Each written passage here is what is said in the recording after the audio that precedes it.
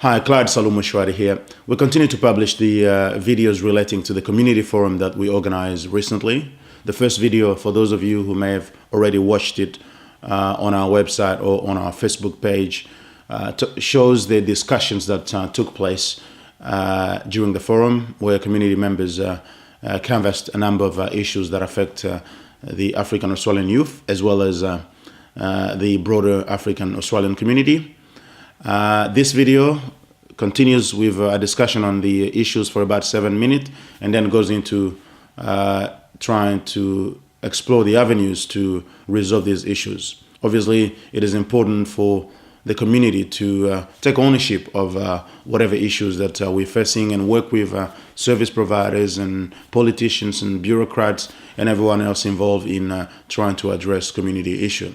I hope you enjoy the next 20 minutes. It's really interesting to see how people have different views and perspective, and it's quite insightful in understanding the issues that affect the African Australian community, and also some of the things also that work well, because we also talked about some of the positive stories. It's not all about just focusing on issues during this forum. It's also, talking about what is working and how that can be emulated to encourage more success in any area that needs attention. All right, we'll continue to publish more videos on the forum. We have another one that is coming your way.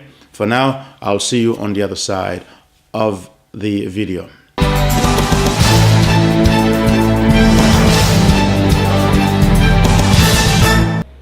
The way we communicate at home, when I want to say my right, I could say it in any voice, in any manner, but somebody I'm saying to will understand I'm saying my right in a certain way. But here too, before we arrive in Australia, most of us arrive here as refugees, and our story of before our arrivals are given to every organization, from police to Parliament of Australia, why we are given visas to arrive here. We come from a war zone, nothing else we know apart from violence, and certain things like how to react to people. So straight away, somebody will consider probably, is that trauma with you that make you behave in a certain way? It's very common in a lot of institutions here. Like the way you react, people will straight away consider you the way they've read about African arriving here, that is reacting because that's how they react home. They kill each other, they beat each other, they do this to each other. So aggressive, when you say, is very common. People are labeled. Labeling is very common here. Yeah. Because as you have just said, they've got this notion of aggression because of the color of our skin, because where we come from. So I don't come from a war-torn zone. You understand? I come from a stable country. When I first arrived here, I come from Cairo. I've come from a nation with civilization, no wars. Maybe now it's not stable, but before I was educated and I came to Australia. So I have no idea of war, and I have not encountered violence. But still, at the end of the day, because of the color of my skin, I was depicted as aggressive. Thanks for highlighting that issue, especially the issue of labeling, and I agree with you so much about how you say there's always labeling going on. If anyone reads any stories in the newspaper about African youth, and if that person is not part of that African youth, there is this word called intimidating. Who hasn't heard that word before? Oh yeah, I was walking towards the station and saw it is 10 Africans. They were so intimidating. I was scared, But even if they didn't do anything, they're just minding their own business, and then they put that word on it. So there's that expectation that we are always aggressive. That there's expectation that we're always violent. If I had a camera on me all the time, I could walk on a path, and somebody is walking from the other way. They will have to cross their path straight away without me even doing anything. When someone says you're aggressive, that's their personal definition of what's going on with them. It has nothing to do with you or me or any one of us. So this stuff does happen even on the mainstream level. Like I know organizations say equal rights and this and that, but there are individuals who have like bizarre definition of things. And my name is Abura. and I understand what this gentleman saying. I've been living here for a long time. I used to run for Victoria. I get hustled. Going to training, they stop, what are you running for? I do running for the school, wherever. Yeah, I get picked up because of my color. I've been discriminated. I was very, very sick once. I called an ambulance. The ambulance personnel came and saw me and said, just give him an air. He probably had too much to drink, just assuming. We reported to the police. The police said, you guys live in Ascotville. Yeah, it'll take us 40 minutes from Flemington to Ascotville. Yeah, we want you to finish it before we get there.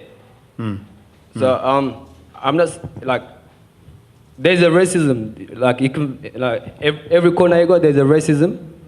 I was reading recently about neuroscience and about the way the brain works, and in terms of assumptions, everybody makes assumptions all the time. Like, and I was reading, it's an interesting perspective that the brain makes assumptions in order to break things down so that it's easier, you know, otherwise if we are constantly questioning the way that we think and our, like, first impressions, it's kind of, I guess it's harder for our brain, but, like, our brain needs to work harder. Like, we can't continue, I mean, as a human race, we can't continue to make assumptions. We are all making assumptions all the time, and I think that's part of the way that we process, and it's, like, easier for our anatomy to do that, but we have to constantly remind ourselves with anything, like, we have to go beyond face value. Yeah. So if we go to institutional barriers, I think many young African Australians do arrive with low literacy and they don't get the supports they need at school. So in a way, by underinvesting in them in the education system, we're setting them up for a failure. Because what's different in this time, in terms of migrant settlement, is that you need really high literacy levels for job opportunities. So if you don't get those cornerstone skills right, so the governments have a responsibility actually to invest well and make sure schools have good ESL teachers and fund ESL in schools, not buy computers and other things like that. And I think if you empower young people through education, then they'll have greater opportunities. But then you need to work with the corporate sector to open up employment pathways, because there is so many additional layers of discrimination. I just want to go back to, like, the view of Africans being aggressive or intimidating. See, that goes beyond Australia and, like, refugees. That goes, like, if you watch an American movie, for example, where he'll show a black man and he'll be big and scary and he'll intimidate people. And like that's like in Western society as a whole, Yes. that's like a perception of black people as a race, Yes. is that we are an aggressive, intimidating race of people. Even they don't know us. They say, they're intimidating and scary. It's just because they have a mental image in there. Even if they're not racist, like they don't hate black people. In their head, they're thinking, oh, well, I've seen this in a movie, so Yes. Maybe they'll be like the gangsters I saw in the movie, or I saw a documentary about a gang in America. Maybe they're going to be like that. I'm listening to everybody speak. This is not an attack towards any particular race. Yeah, this is just a forum for people to discuss how they feel and how things can be done better. Yeah, that's just what I want to say. And point two as well is I take your point, but I also feel that it's beyond literacy, because I have a friend of mine that completed a PhD. Due to his name, for many, many years, he found it difficult to get a job. He was driving taxis for about 7 years, but then he decided to change his name. After applying for so many jobs, the first time he changed his name, he just got a job. You know, hallelujah. Yeah. So sometimes it's beyond what we think it is. Problem. We should also, in my opinion, look into us and look, wherever we go, because I have moved to different places in the world. We should actually discuss how to handle certain situation, because within Africa itself, if you go to a different country, it's not going to be easy for you live about coming to places like Australia. So more of the time, especially the grown-up, they need to seek some resolution themselves or within African as Africans of how we can handle our issues. This is one of the major issues we lack in, and if we don't do anything, it will continue for probably forever. Many of these issues are actually known. It's not, they are not new, but it's important from a community perspective to see that people can bring up these issues and give their personal touch to how they have lived, what experience they've gone through in their own life. I'm summarizing what has been said so far. We're talking about discrimination / racism / institutional barriers being identified as one, very big issue that African youth are experiencing. The second is about education. The next one that has come up also often is employment. And then there's an issue of ignorance and perception. There's a lot of what I'm hearing. There's a lot of ignorance out there about African people from the wider community, the perceptions that people have about Africans, which transpires through their behaviors and some of the things that they do when they meet Africans. Then there's the media. There's a lot of that negativity has been unfortunately circulated by the media. And also there is parenting and community responsibility. When you talk about youth, it has to be linked with parent and community, and there's also an issue of responsibility. It's important for not only the youth themselves to be helped to become a bit more responsible in their thinking, their behaviors. They need to adapt to as much as we would want the society to look at how it can facilitate the integration of the Africans, but young people as well, and Africans in general need to take responsibility in adapting to the ways of the Australian society. As we talk about the solutions, we will also at some stage explore how, for at least a section of the African youth that may be having more trouble than others, how music and sport could be used as a way to engage them. We'll have a look at what is happening now. We want to also look at what is actually working. If anyone knows any program that is working in terms of engaging youth, would want to know about that. We also want to know about the positive stories that are happening, because it's not always about talking about the negatives. We need stories that can inspire people. All right, I'll open the floor. I'll start with discrimination being identified as one of the major issues. So discrimination / racism / institutional barriers. How do you start addressing these issues from a community perspective? We all have some sort of discrimination rooted in ourselves. I will be a liar if I say we don't have it. And discrimination exists throughout the history of mankind. And it exists in countries, between tribes, between ethnic groups. When I'm talking about myself, when I have decided, or my family has decided to Australia, we have agreed to abide and adhere to the laws of this country.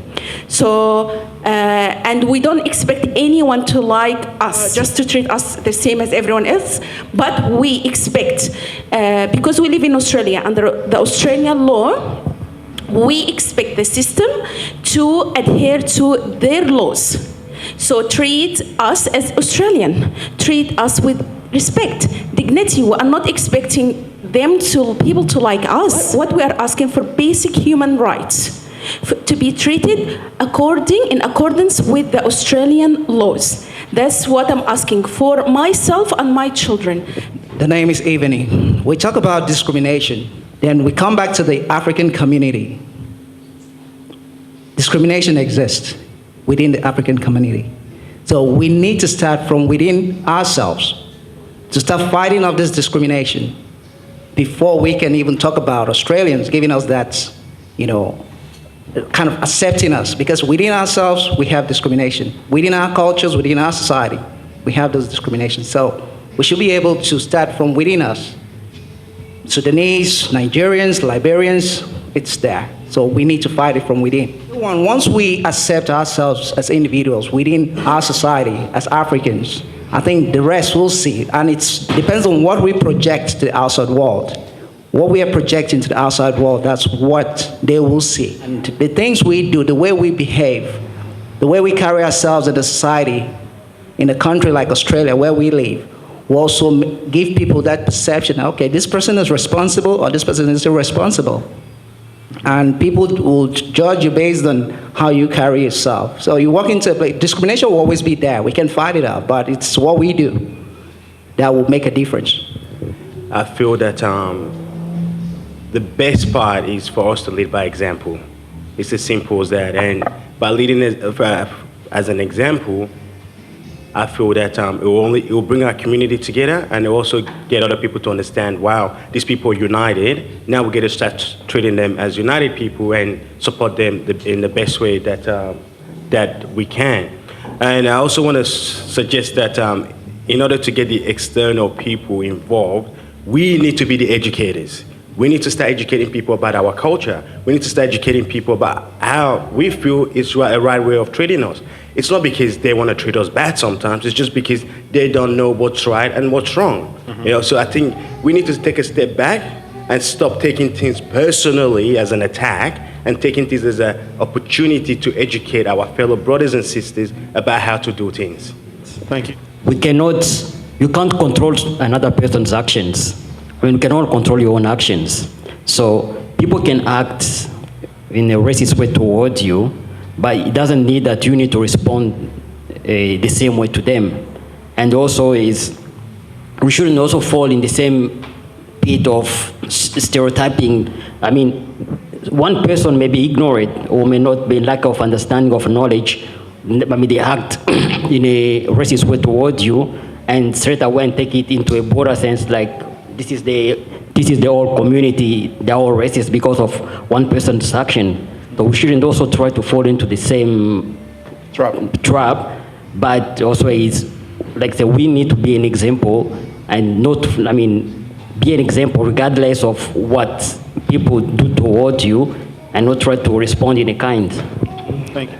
You know, I really enjoy listening to a group who seem to have a good grasp of the issues. And I just wanted, I don't think I need to comment on what the issues are, but I wanted to show, I guess, a success story, because I think that's one of the things you wanted as well. I'm part of a theatre company called the Flemington Theatre Group, and it basically came out of a school program where they kind of made us do Shakespeare in high school, and for us it was a good way to get out of the English class. So we said, okay, we'll do Macbeth and Shakespeare. But after that, we found that was an amazing way to actually tell a story. You know, when you're on stage, everybody's looking at you and everybody's actually listening to your story. And so for us, we felt like, wow, this is such an amazing tool, because nowhere else were we actually being heard. You know, we were just a group of young people who live in housing commission estates, and you know, you turn on a TV, you don't see a reflection of yourself, you don't hear the stories of your people reflected anywhere, and to have an opportunity to actually get people to listen to your story was amazing. And so over a period of 6 years, we've almost formed a theatre company now, and you know, one of our recent performances, we started doing forum theatre, and in forum theatre we basically take snippets of some of our shows and the most the most intense scenes, the ones that get people, you know, really angry or passionate or whatever, and we show that. At the end of that experience in Brimbank, there was a lady who came up to us and she said, she defined racism as being when your heart is disconnected from your brain. And she said, what you guys gave to us today, what you gave to me, was you basically connected my heart to my brain. And I guess it's when you have a connection, you know, when you actually share your story, not in a spirit which is kind of, you know, pointing fingers or anything like that. But if it's in a spirit where you're trying to educate someone, you can open people's eyes. And I think for her, she walked away saying, you know, I just realized that, you know, for a long time I'd been racist, and you guys, you know, you guys got through to my heart, and I'm definitely going to change. And she almost started crying. And so I guess that is what we were trying. I guess maybe we didn't know when we started, but that's essentially what we should all be aiming towards achieving, I guess. Thank you. That's quite, you know, brilliant experience. Please. Why can't we see those success stories on mainstream TV? Like we see certain things that happen in the media, and you guys know what I'm talking about, like all the stuff that we see on TV. Why don't we see the other things that are community-driven, community-led, that are battling systemic discrimination with systemic success stories, like some of the huge stuff that's going on. We have one of the co-founders of the Australian South Sudanese Basketball Association here, who should be saying something about this. I have come to understand media like 100%. Media is run by business. What they want to do is to sell their newspapers, to let the viewers view their TV. But when they have higher rating, their advertisement increase. You know, when there's something that I have come to understand media very well too, is a story by a writer from Nigeria, Ndisha Achimamanda. He wrote a story called Single Story about Africa. Like Africa is only single story. No more than that. If you tell it a second one, no, people might switch off the TV. If you tell it on TV, people will not buy, on a newspaper, people will not buy newspaper. So your single story have to be maintained in the media. Don't worry about the media. Tell your story in whatever space you have. Because one day, people might actually accept your story, or one person will add up to listen to the story. At the moment, when people want to see the mainstream in Australia show good story about Africa, people should have to forget about that. Let the media do their business. Let them do whatever they're doing. But things like this, they look very tiny or nothing at all, but in my opinion, they are like a step. We are telling our own story.